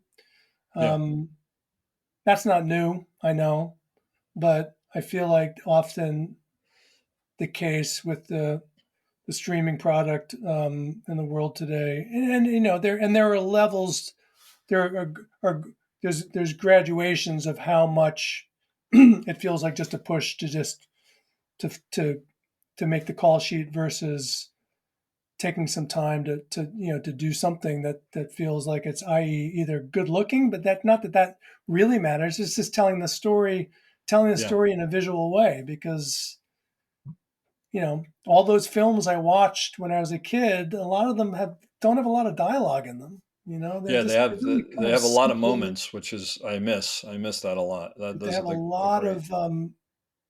a lot of thoughtful composition. Now, Even but if are you it's so are you saying when you get into the stuff where it's just making the call sheet, is the struggle then when not to push and when to let go and go, we yeah, could do I this mean, so much better, well, but we don't have the time, and so I'm just gonna sort the of part about it that I like is I get to rely on my instincts 100%. That part of it I really like, because then I get to make my choices quickly and live with it, and and often feel like, yeah, that worked, and I'm so glad that I didn't spend a lot of time trying to figure out what the best thing to do is. I just did what felt right, and it works. And so yeah. that I feel like is just has to do with having done it for long enough and having the confidence that I can do that. So that part of it I actually kind of enjoy, working quickly. I have nothing against working quickly. I don't want to say like everything needs to be, massaged to the point where it's painful. um, is that kind of, No, I think yeah. no, that's all interesting. It's interesting that you bring up, because it's something that I don't talk about a lot with people is learning to trust your instincts. And I think Mhm. when you get to that point, it becomes a very different game, right? Because there's no question that being able to take time on something is great, because you can really think it and dissect it and what's the best way and how do we tell the story. But sometimes when you don't have that and you just have to rely on your instincts, you come up with something quickly in the heat of the moment that might be better than you ever could have if you spent 3 hours doing it, just because you're like, well, I know that this works, and oh, but in this situation, if I line those two things up, it's gonna absolutely tell the story that we're doing. So I think that's an incredible thing that comes only with time, right? Is you have to have succeeded enough, and by the way, failed enough to get to the point where you do trust your I think instincts. it comes with time, and I think it comes with, again, schooling, education I can't downplay how. I mean, I think it's easier than ever to watch content now. So it's just like Yeah. to to deep dive, particularly you know cinema between the turn of the century and 1980. Like that portion of cinema history of just like there's just so much to be learned and but again, yes, it comes out just by doing it. You can only have so much inside your head before you have to actually do it. Taking stills helps a lot. Yeah. I think Yeah. because it's you and your camera, and you don't have to worry about the pressures of necessarily, unless you're doing something that's time sensitive, which sometimes can be fun too. Like that, we'll sometimes see a picture that I want to take, but it's only going to be available for a very short period of time. So you got to plan out how to take that picture, capture that Yeah. moment. I think that's an overlooked part of this was as uh, and I often tell students when I'm talking to them is go out and take stills and really think about the frame, but don't take 30 and pick the best one. Take one and walk away because it, Hmm. it, it forces you to commit to something, right? Which I think is also a huge part of what we do is committing to frames and committing to landing frames and I think and also the weird part, another thing I don't talk is knowing what you can get away with.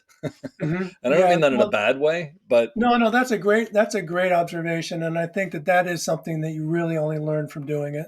It's like yeah, you really start to understand like what's needed and not needed, and we haven't talked about the editorial process, which I think you know as much as the composition, editing is just so incredibly important and unique to our medium. It's like yeah, putting the shot against the shot, going back to the famous studies done by Pudovkin and Eisenstein about, putting a baby's face next to a bowl of soup, and all of a sudden the baby looks hungry. It's yep, like yep. that is key to get to doing good work, is understanding, how this frame is going to be used in context to the frame before and after or somewhere else in the movie. So you're So thinking about the edit during the day while you're I working, often I often do, yeah. and I will mean, you? I can say that like I don't know how it's actually going to be edited, but I mean, just in terms of like feeling like editorially, this is a good thing to do. Yeah. Well, the way that I always look at it is I mean, I like the fact that you brought that up. Is it's not that I know that it's going to be edited this way. It's that I know Right. that at least it can be edited this way, and hopefully someone with time and everything is going to make it much better. But at least so you have all the pieces and they connect and whatever. But do you will you involve the DP and the director in that and go, hey, it seems like we've got this shot and this shot. Do we need some connective tissue here, or I mean, do you So bring that yeah, I up mean, or?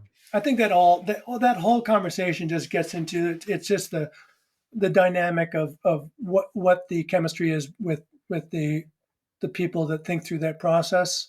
Yeah. Sometimes they don't want to hear from me, and sometimes they really want to hear from me, Yeah. and it's like, and sometimes I feel comfortable, knowing that my words or my thought will actually be accepted, not as a threat or not as an imposition, but actually in the sense of like, and sometimes even my thought or my idea can be accepted, but it's still like, yeah, I would. The answer is, I wish I had time to do that, to do it that way as well, but we Hmm. don't. I agree with you, and we should do that, but we can't. Yeah, and because then I got to and make that my day, or and that always that drives sort of. me bonkers because it frustrates me, that that's the reality. But it's this. Yeah, yeah. Our mutual friend, Mr. Lindley, you may have heard of him say this before, is, at the end of the day, like an AD will go, "This is a great day. We got 73 setups or whatever," and he'll kind of lean into me and be like, "How many of them were good?"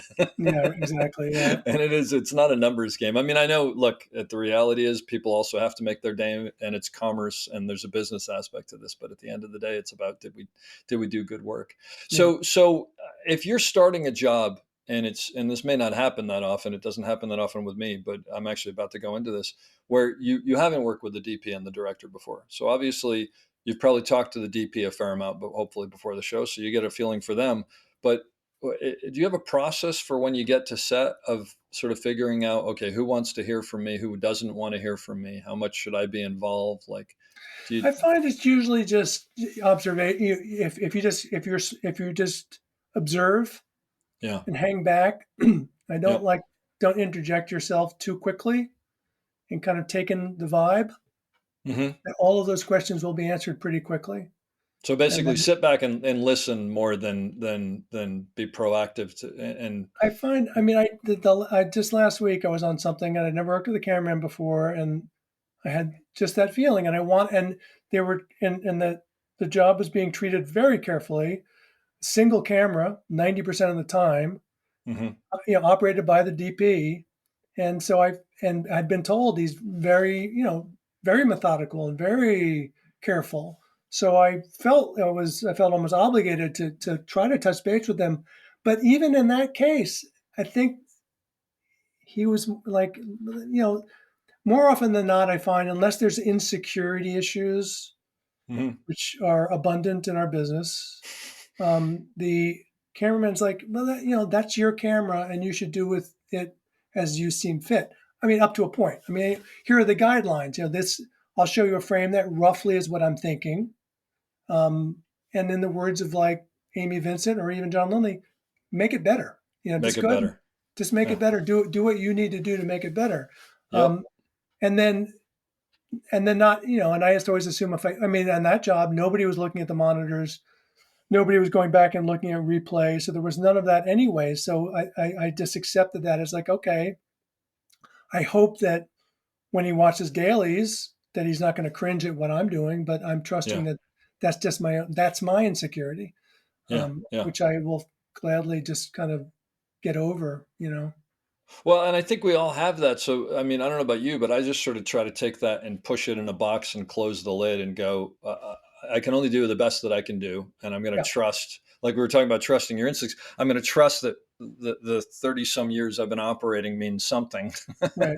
Right. But then there is the thing of, one person's perfect headroom is not another person's perfect headroom Sure. I mean, it was like Sam Raimi and Bill Pope would fight constantly over what a close up, an anamorphic close up is, right? And Sam Raimi's here, and Bill Pope is here. Yep. He's like, he Yep. says nothing above the eyebrows you want to look at, So it's like, okay, Pope is a very interesting person to work with. I really enjoy it, but it's one of the tougher. It's one of the tougher gigs. he's he's he's also such a good operator that when you're goofing up, I Yep. literally had him grab the camera out of my hands and just nail it on the first Yep. pass. Yep. I'm like, Been there. ooh, Been there. Been there. What you were saying about the close up reminds me of. I did a movie that. Who's the guy who?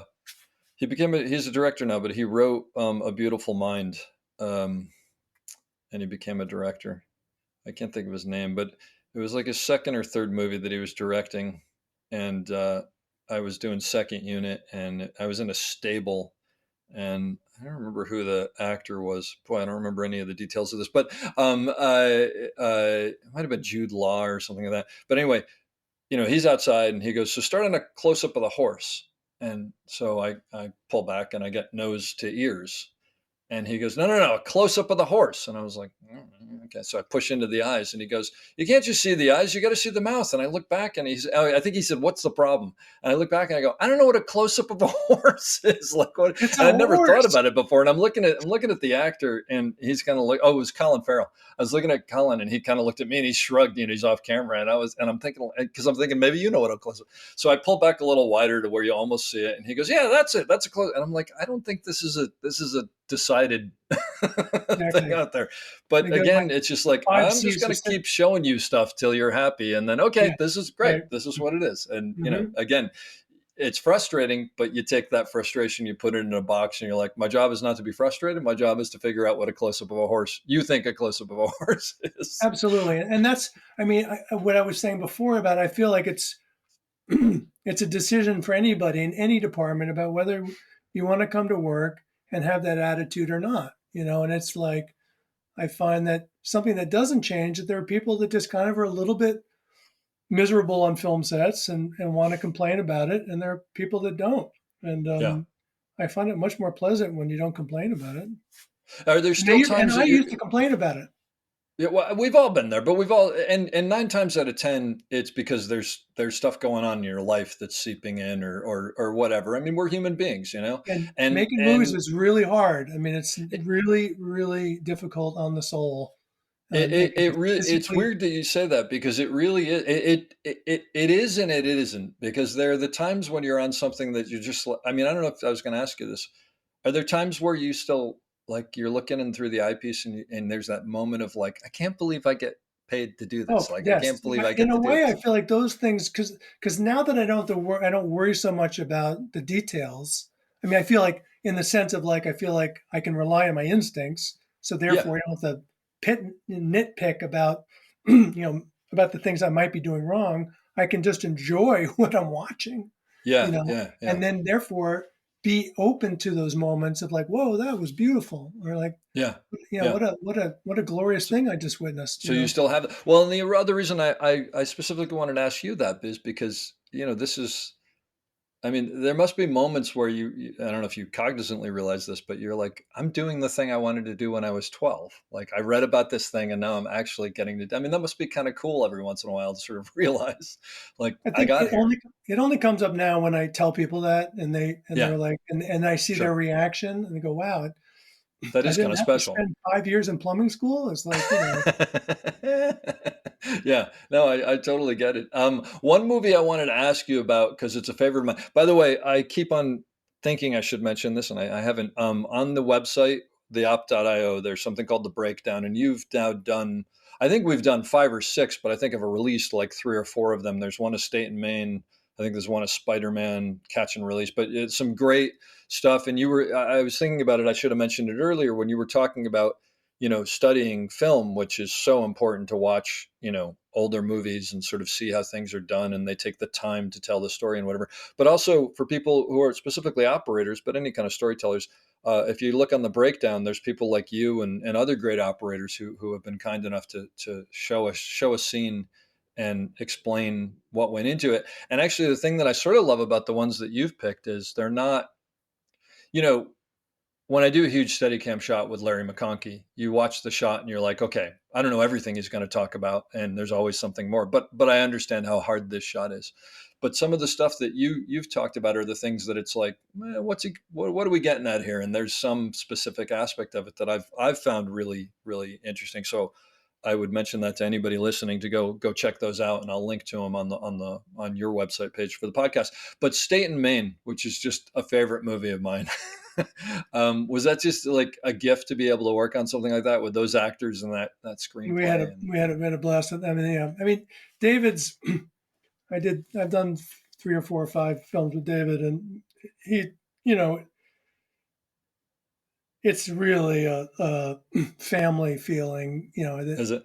all the actors are friends of his, and or student or ex, graduated students from when he used to, he taught at NYU, and out of a class that he taught was born this theater company, which is currently, it's one of the bigger off-Broadway companies in New York, the Atlantic Theater Company, Yeah, and Bill Macy and Felicity Huffman and Clark Gregg and many other actors were in that class, and so they all knew each other to a level where they could give each other shit and laugh, and like knew each great. other like a little too much, personal information about each other, and so and it just would be a lot of practical jokes would get played, a lot of you know I mean, like Michael Hasman produced his first couple of films, and David showed up to work on the first day of House of Games wearing jodhpurs and had a riding crop and a fedora on, and it was meant to be ridiculous. It was Yeah, yeah, like the director's here, yeah. Oh, that's great. So, Uh, where'd so you guys shoot that? House of Games was in Seattle. No, State and Maine. Oh, Sorry. State and Maine was in like that in that Cape.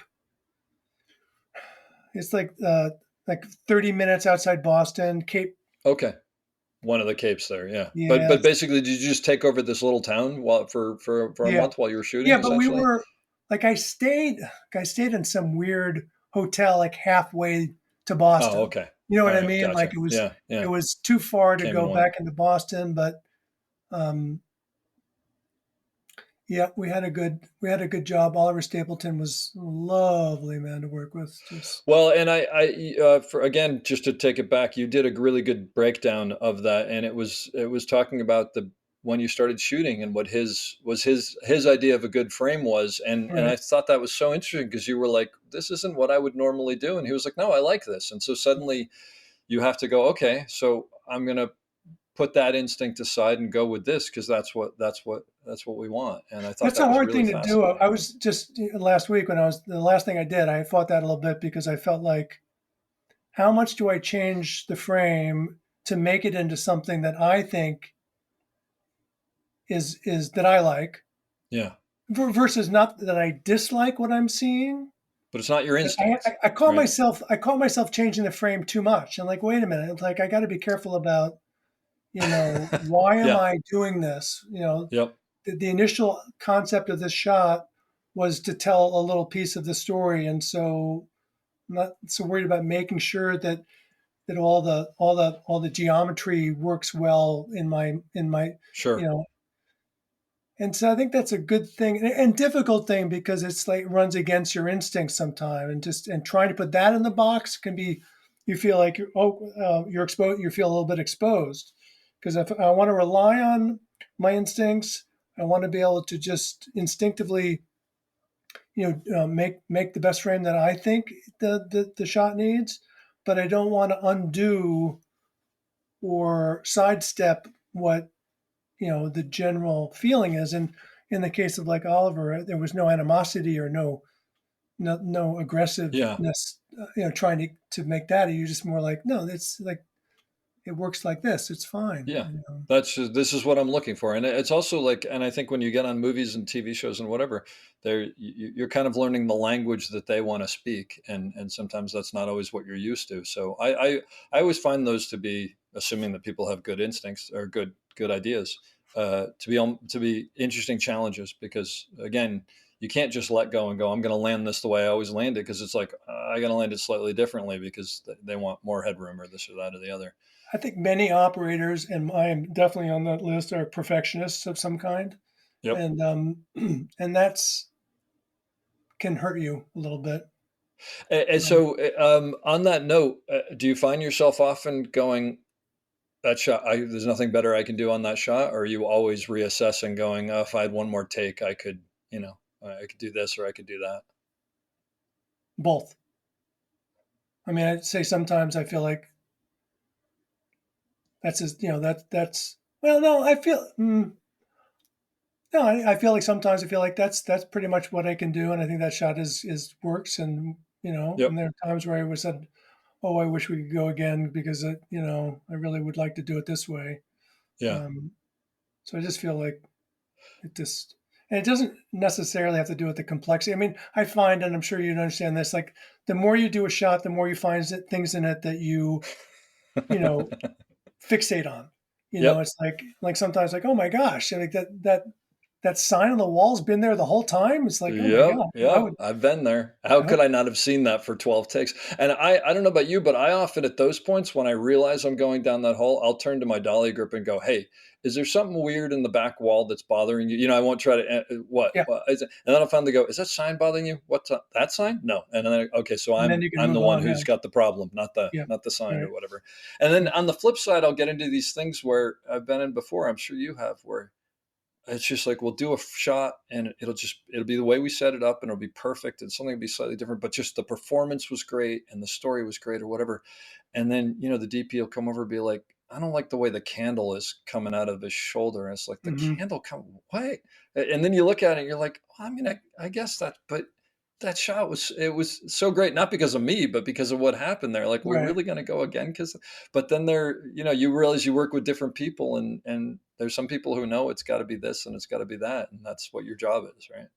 yeah, Done a lot of work with Steven Soderbergh, and he's just such a unique individual and such without.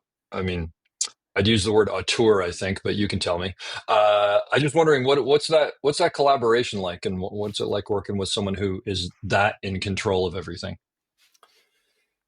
it's It's a question every time I get asked that I feel like it's hard. I find it's never possible to kind of encapsulate what it's like. Um, I feel like there's people that have worked with Steven and people that haven't, and there are people that work with Steven and like there's even was a guest on one of your podcasts that doesn't care for it, you know. Yeah, I can talk a little bit why that might be. sure.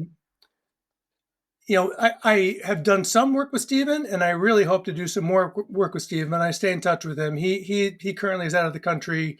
He decided to close up his shop. He had a little production office in New York City, and he got rid of it in his apartment. And he's living in London.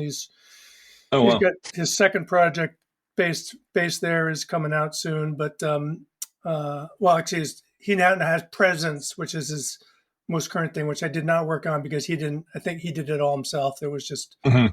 it was a very small project. And just for anybody who's listening who doesn't know, when you say he did it all himself, he's the director, he's the DP, right? He operates a camera, right? And he obviously does a bunch of other things, but He's camera also the wise, he does all editor. that, right? He's He the he editor. edits, He's sure, often yeah, the writer.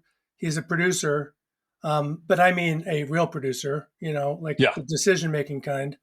Um, the way I always look. I mean, a good friend of mine and somebody I don't think you've talked to, but you will eventually. Chris Duskin, who's one of the He's more on the list. seasoned operators out there, and of Yep, my, we assisted at the same time, and so we have a very similar yep.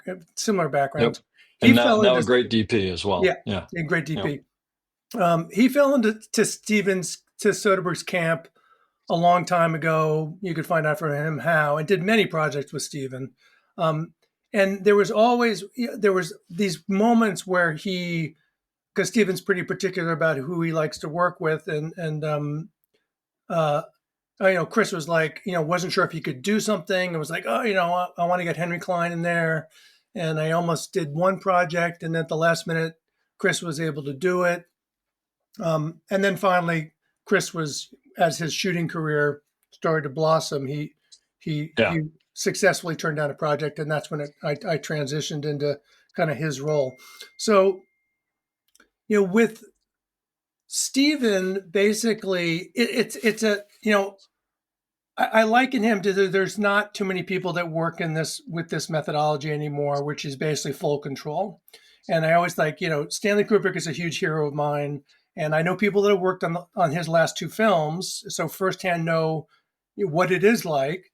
But in general, that it's a very small crew. That is incredibly, he's literally in everybody's rice bowl, and for better or for worse, you have to be prepared to have a full-on production meeting at 3 a.m.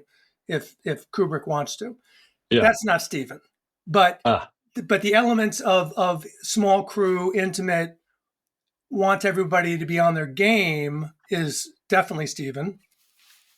But somebody on one of the Dolly grips that have worked with him a lot described him as like as a in the course of the working day, you come in. He hates to tech scout. He thinks it's worthless. You do it because you have to. But he says like nothing means really? anything to me until I come to the location on the day, do a rehearsal, see the actors in the space, and then I know what to do. Right. So So wait, let me ask you a question then. So does he even have a preconceived notion of how he thinks the scene is going to go, or he literally I think he like does does he come not. in with something and then he's willing to change it, or does he just come in and make it on the I think day? he literally. I think he tries not to have any preconceived notions. I'm actually Wow. pretty clear So that's about part of his that. process almost is like I want to find it. Exactly. He wants to Yeah, see the actors in the space and have them do whatever they're going to do that's incredible. with very little, if zero, in interpolation. Like, oh, wouldn't it be better if you stood over here by the window? There's none of that stuff. There's like, oh, the lights. He doesn't care about where the light is. He doesn't care about, that there's a noisy refrigerator over there. I mean, he cares. He knows that it's important, but what he wants to do is see the words from the people that are telling the story in the Huh. environment. And then So from, when you say not moving them around or whatever, sorry to interrupt, do you mean it's sort of like he rehearses with them and he takes his cue off of what they're doing within their characters because he expects them to bring yeah, something to yeah. it of their I own? mean, Yeah, sometimes actors really like and want to have some parameters. There's like, yeah, I've definitely yeah, seen where it's like, well, I don't know. I mean, I could sit, I could stand, I could walk around, I could be making breakfast, whatever, And so, and Stephen will be, instantaneous with a response about like, well, how about these three options? Why don't you pick one of yeah, these three? yeah, yeah. You could be sitting at the table. You could be going to the bathroom, whatever it is. It's like, Boy, what a dream for an actor. Jeez, yeah. good Oh, Lord. they love Yeah. him. They love him. Oh, I mean, so much so that, and it's another the second part of the tale. Well, so he sees that process, and then going back to what this dolly grip says, he kind of he looks and like a caged animal for about an hour, 45 minutes to an hour. He will pace the room in complete his own silence. You don't have to be quiet. People can talk and chat on the set. He just paces and wanders and looks and stands and kind of like freezes. And wow. and like you see this brain going like Wow. completely cutting what he just did, what he just Yep. saw, complete editing in his head, and then figuring out the best way, the best shooting order, the best, all of it, It's great. everything, sunlight, natural light, time of day, figuring it all out. If it's a 2-page scene, it's a 6-page scene. Just figures the whole thing out in his head silently, and then basically says, "Okay, I'm ready." And says basically just so that in case there's anything that like so that the crew knows about what to get ready. It's like we're going to be here, here, here, here, here, here, here, and here and here, and that's going to be the scene, right? Yeah. Um, and then that's what we do. So it's like, if you need to lay a dolly track, then, it's like, we're going to be here. We're going to do a little move. It's going to be here. Then we're going to use whatever. And, it's, and then he shoots like a banshee. It's like nonstop shooting. And that relates to, he does very little lighting. He uses a lot of, a lot of natural light. He'll just move one or two practicals around. He works with great gaffers, so everything's available. So if all of a Sure. sudden he needs to push something big through the window, it's almost always, ready to go. So it's not like a scramble to get anything done. He's got really good people who know their deal and know that something could happen. So everything is ready. And then, but he keeps it pretty simple for himself. And then brings the actors in, and then if they're not there already, because everybody loves to hang around on a Steven set, because he'll tell stories or engage in a conversation that's just fantastic, and he's been in every room in Hollywood with every single person, I and he bet. doesn't hold back with what he thinks, or he'll That's great. tell you what goes on behind closed doors to an extent. I mean, nothing inappropriate, but the actors love it, and so then what happens is they wind up staying on set. We don't usually have, I don't think we have stand-ins at all, or if we do, like just rarely use them because the actors just work on set. So that And they want to be there. yeah, How they want to wonderful. be there. Jeez, good They know Lord. there's no time to go back to the trailer. It's like Yeah. you do the master, and then you're doing a close-up.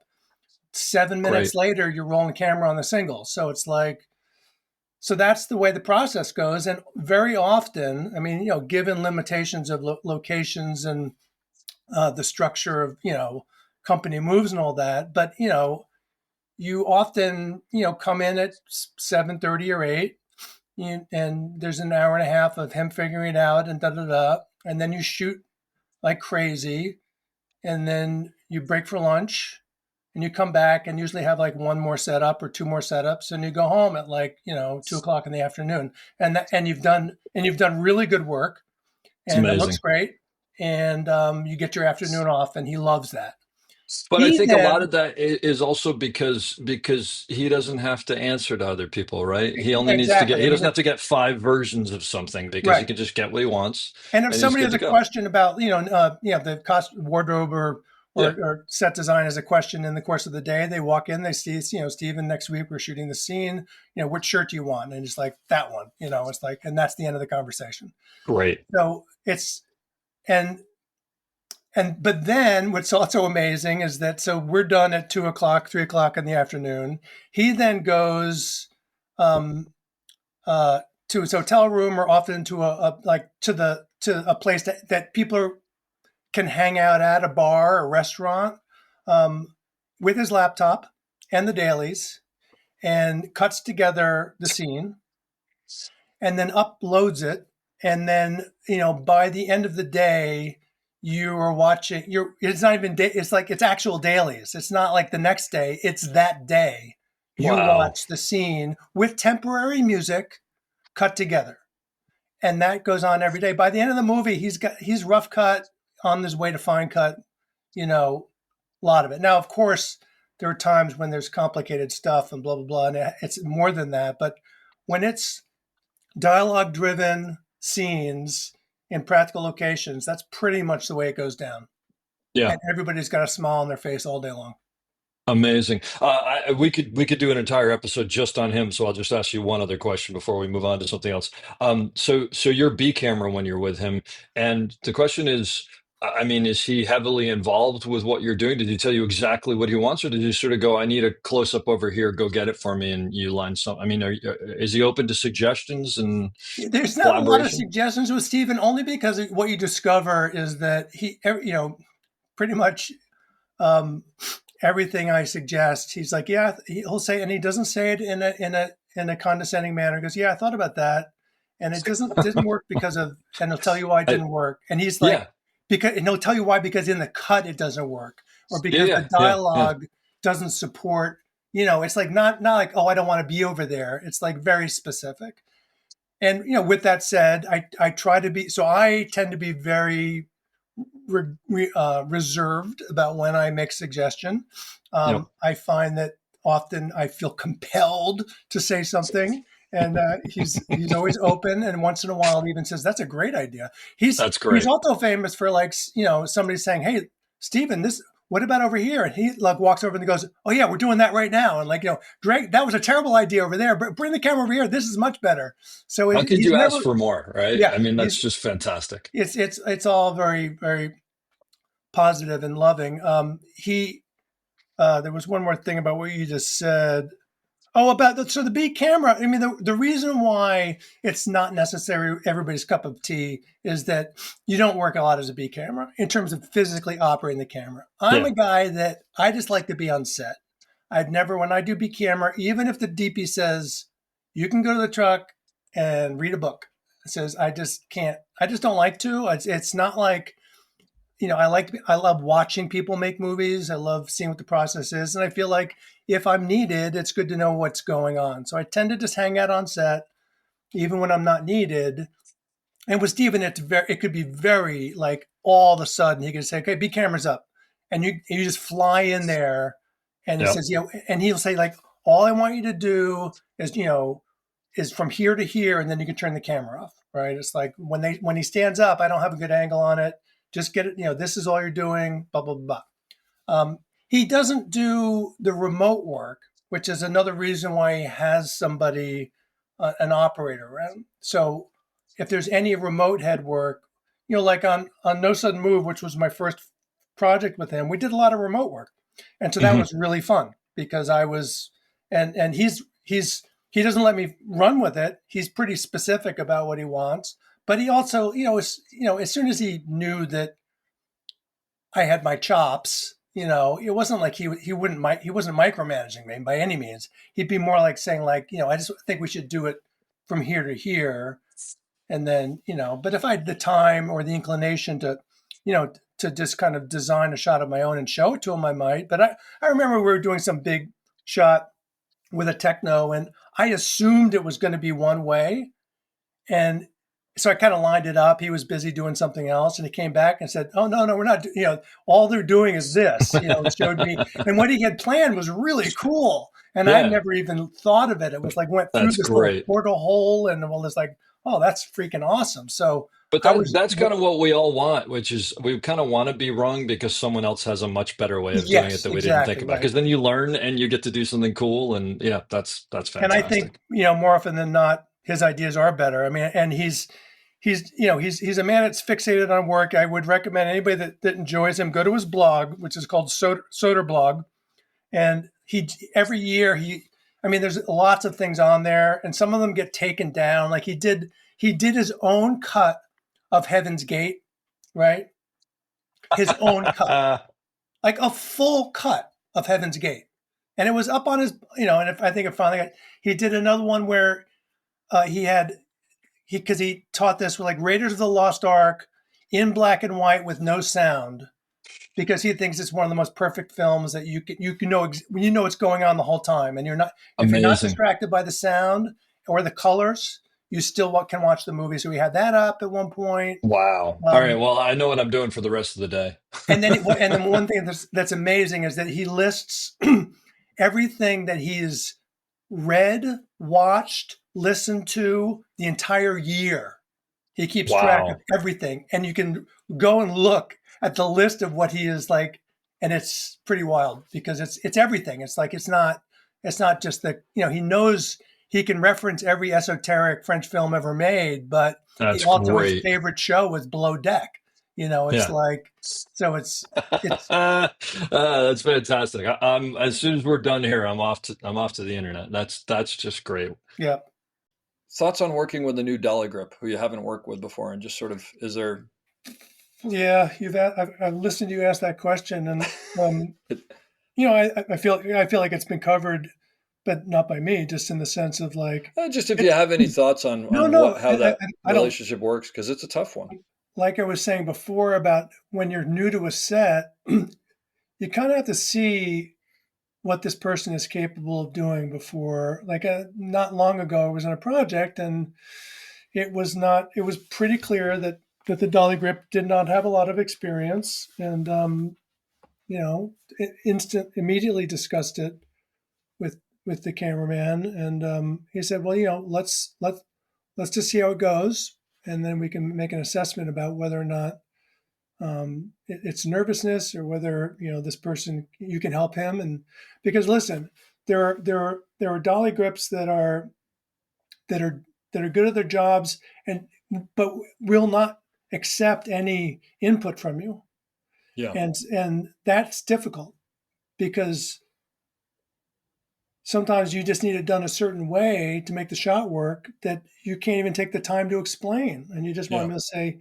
And if that creates agita with the dolly grip that then creates stress and tension for the rest of the show, then which is something that you just probably are going to have to live with, versus a dolly grip that literally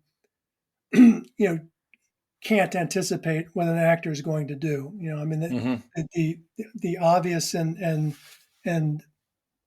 clear um, examples are just the dolly grip has to be able to anticipate the movements of a human being Yeah. in order to move fluidly and not have it be as noticeable, assuming that is the intent of the shot, as it often is. And that's an experience thing. And there are young guys that nail it and are really good at it from a guttural way. They just were born.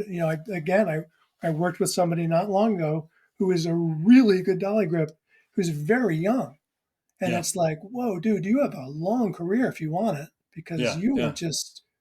you just are constantly doing the right thing without me saying anything. So Yeah. to That's me, wonderful. that's you just have to have the conversation. You have to assess how that's going to play out. The rest of it's the mechanics of it. As long as they're not taking an excessive amount of time to do something that doesn't need it, or fighting you on the methodology. It's like whether Hmm. this is dance floor or track, or whether we're going to bring the arm in or whatever.